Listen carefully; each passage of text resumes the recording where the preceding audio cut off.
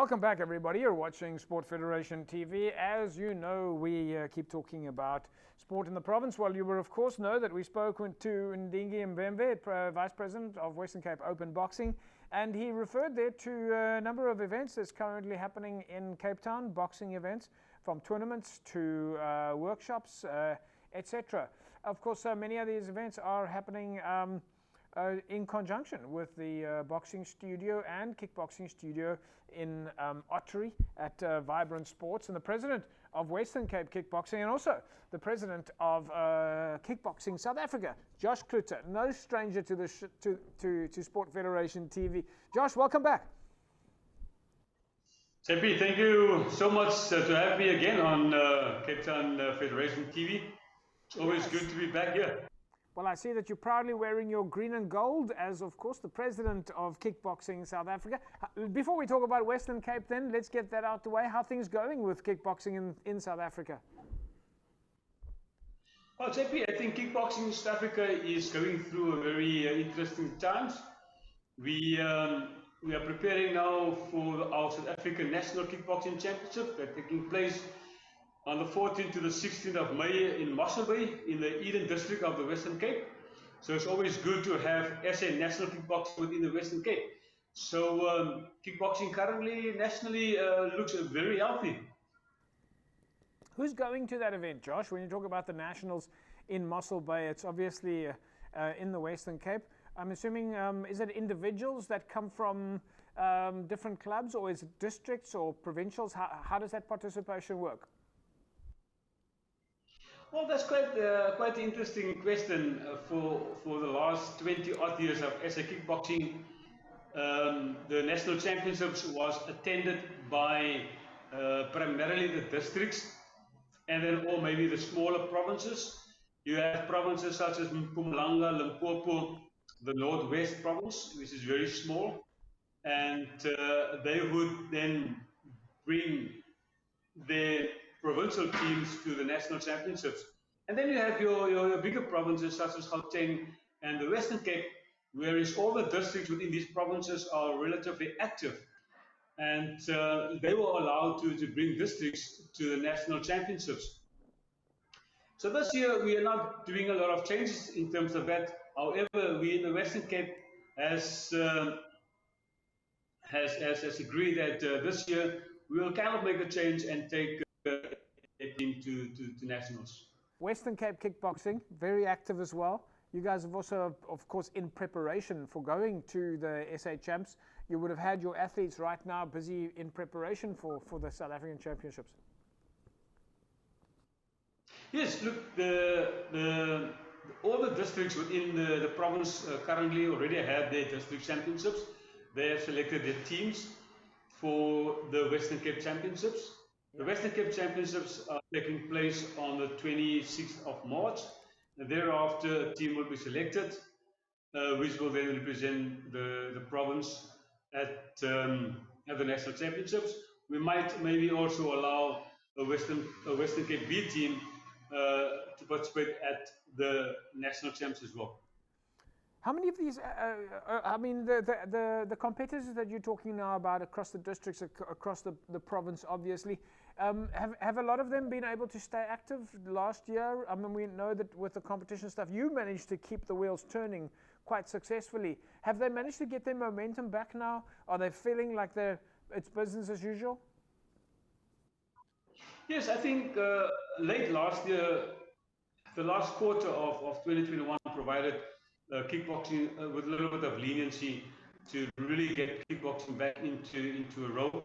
To some extent, that we had the 2021 national championships in Gauteng, which afforded many kickboxers just to get into stride again.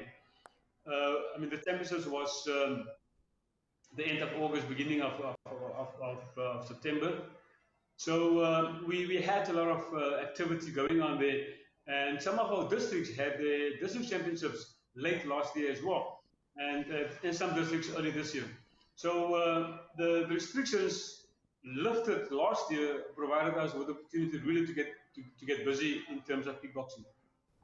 Josh, of course, one of the big talking points at the moment that everybody's talking about is that you've got Western Cape kickboxer Greg Gans fighting in a world title fight here in Cape Town on the 2nd of April. Just tell us a little bit about, before we talk about that fight, I mean, this is a world championship fight, sanctioned, of course, by Kickboxing South Africa. World champ, tell us a little bit about Greg Gans. Look, Gregory Gans was a very typical story from township into the world of global kickboxing. Yeah. Gregory started kickboxing at the age of 13 years old, living in a township called Diasville in Saldanha. He showed great potential when we started with him, to some extent that the same year when he started kickboxing, he won the South African Kickboxing Championships. And 3 months thereafter, he had his first international bout against Mauritius, which he also won his opponent. And that gave him a lot of confidence in the world of kickboxing. And I think Gregory is probably one of the success stories within kickboxing. I mean, from a national perspective as well. He have won the world kickboxing title as an amateur already, on 2 occasions, having being the silver medalist, and also currently in South Africa, being one of the top kickboxers. So 2 years ago, he fought for a world title, which he lost on a split decision. And of course, we always debate that decision. And hence, on that, obviously, it must have been wrong. Well, yeah, of course, so we were just want to correct that of the judges, yeah. So we're going to correct that on the 2nd of April. Gregory Gans fighting an international world title fight against a Belgian fighter. I'm assuming that's a big day for kickboxing in the Western Cape. Well, yes, indeed. I mean, if I'm not wrong, that will probably be the first world kickboxing title fight in the Western Cape in a very, very long time. So it's good news for SA kickboxing holistically as well. But obviously for the province, it's very good news. It draws a lot of attention already. I mean, we get information of people and messages from people from Gauteng who's willing to come down to watch the fight. It's open to the public, Josh, for people to come and watch the fight? It's open for the public. The public, obviously, we invite the public. We will make all these public announcements by next week Monday, and all the information will go out. The public will be made aware of the fight, and will then make it available for the public. All right, Josh, I can see the messages are coming in on your side there. So we're going to say to you, thanks for joining us. We look forward to getting some more information about that title fight just before the 2nd of April. Then we leave it at that. And we say thanks for catching up with us. JP, thank you so much. And yes, we really want to have Cape Town, the Western Cape behind Gregory for the 2nd of April. And also this weekend, on Saturday, we have also a Cape Town kickboxing tournament taking place, which is a development tournament. And we invite the public to come and watch it as well. All right, so Cape Town Kickboxing Championships, then development tournament at least, happening at Vibrant Sports in Cape Town this weekend. So Josh, thanks for that. Catch up again soon. There we go, folks. Josh Cloete, Western Cape President, Western Cape Kickboxing. So they've got some fantastic events. Wow, a world tournament fight, World Kickboxing Championship fight happening on the 2nd of April. They've got their Kickboxing Development Championships happening this coming weekend.